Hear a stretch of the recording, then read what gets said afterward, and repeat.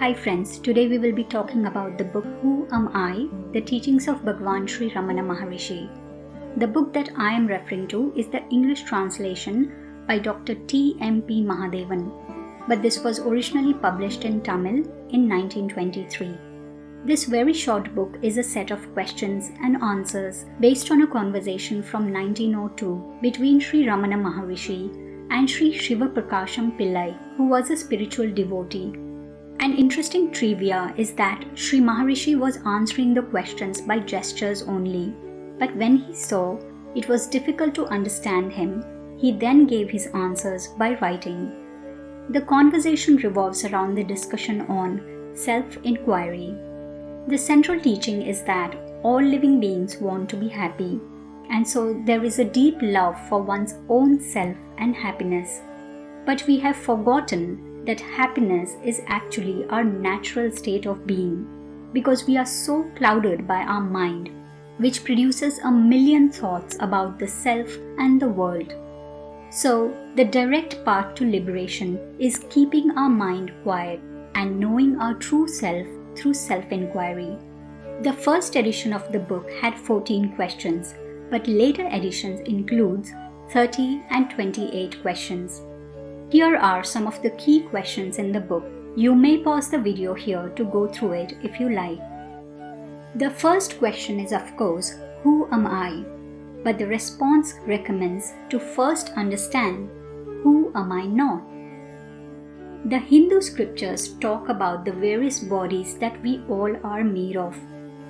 The gross body is the most external body, consisting of the 7 dhatus or elements, which roughly translated in English are plasma, blood, muscle, fat, bone marrow, and reproductive fluids such as semen. The next layer is the subtle body, which includes 17 elements, which are the 5 sense organs, 5 action organs, 5 pranas or energies, 1 mind, and 1 intellect. And the final layer is the causal body, which cannot be defined, which exists from the beginning and carries deep ignorance. Apart from these, there is a mention of 5 sheaths or covering for the body. These layers are not in any specific order, but for discussion's sake, it has been presented in an organized order. These layers are the food layer, the pranic or energetic layer, the mind layer, the intellect layer, and the bliss layer. This might seem very complex right now, but this has been explained more in detail in another very credible book called the Tattva Bodha. So we can know more about this when we go through that book in the upcoming video. Sri Maharishi says all of these 3 bodies and 5 layers, that I am not. So if we are not all that, then what are we and how can the self be realized? To explain this, Sri Maharishi takes the example of a rope and a snake. Both may look and feel the same to a blind person. Unless the false knowledge of the snake goes, the knowledge that it is a rope will not arise. Similarly, unless the knowledge of the world is removed, the knowledge of the self does not arise. When the false world disappears, the true self arises. And the world will disappear only when the mind becomes quiescent or inactive or dormant. So how do we make the mind quiescent? To understand that, first let us understand the nature of the mind.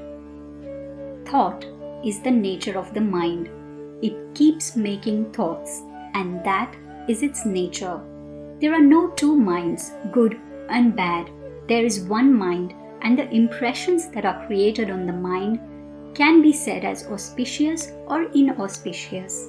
A turtle has been used to explain how the mind works in respect to the world and self. When the mind peaks out, it thinks thoughts, and it creates or projects a false world. When the mind peaks out, the self disappears and the world lives. But when the mind retreats, there are no thoughts, and so the world disappears and the self shines. It has also been explained that the mind has 3 states. In the waking state, the mind creates a string of thoughts throughout, and our body acts as per our thoughts and performs bodily functions and other actions required for the day. In the dream state, the mind is still creating thoughts, but a part of our body is still. The mind creates images, sounds, smells in the form of dreams. In the deep sleep state, however, the mind completely shuts down. That is where the true self arises and blooms. So how do we make the mind quiescent? Self-inquiry has been suggested as the best and the most direct way for this. Consistently contemplating on the question, "Who am I?" needs to be done. Whenever a thought arises, we need to question it. Who is thinking? Where is the thought coming from? Apart from this, other methods such as meditating on God, chanting mantras, having simple and sattvic food can be good tools to assist the process of self-inquiry. Sri Maharishi highlights that when doing this process, there should be no doubt in the seeker. The process is the same for a saint or a sinner. A sinner need not think less deserving of working on this process, as it will bring about purity and transformation during the process. Basically, everything starts from the first thought, which is the I thought. The I is then surrounded by various other worldly thoughts of daily life, desires, needs, suffering, and stuff that we all think about every day. These thoughts keep us away from our internal self and completely engrossed in the external world. With regular practice of self-inquiry, first, the surrounding thoughts disappear, and all we are left with is the I thought. And then gradually, this also vanishes, leaving behind our complete awareness and consciousness of our true internal self. One of the other interesting questions asked talks about if everything is or is not the work of God, to which Sri Maharishi responds with the example of a needle and magnet. The magnet stays still, performing no action as such, but the needle moves in the presence of the magnet because of the energy it is sending to it. Similarly, the sun stays still and only emits light and fire, and the mere presence of it evaporates the water, creates rain, and blooms a flower. In the same way, the presence of God makes the souls move in this world as per their karma. Finally, on understanding what is happiness, going back to the same concept of mind and self, Sri Maharishi explains that when the mind comes out of the self, it creates many thoughts and the world is created.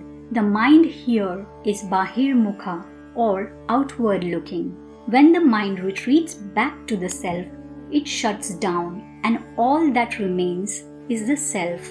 As the nature of the mind is thoughts, the nature of the self is happiness or Sat Chit Ananda, that is, existence, consciousness, bliss. So when the mind shuts down and the self arises, we feel happiness. This is Antaramukha or inward looking. The same process keeps going on. When the mind comes out, we are outward looking and thoughts arise. When the mind retreats, we are inward looking and the happy self arises. These were some of the key questions and answers covered in the book.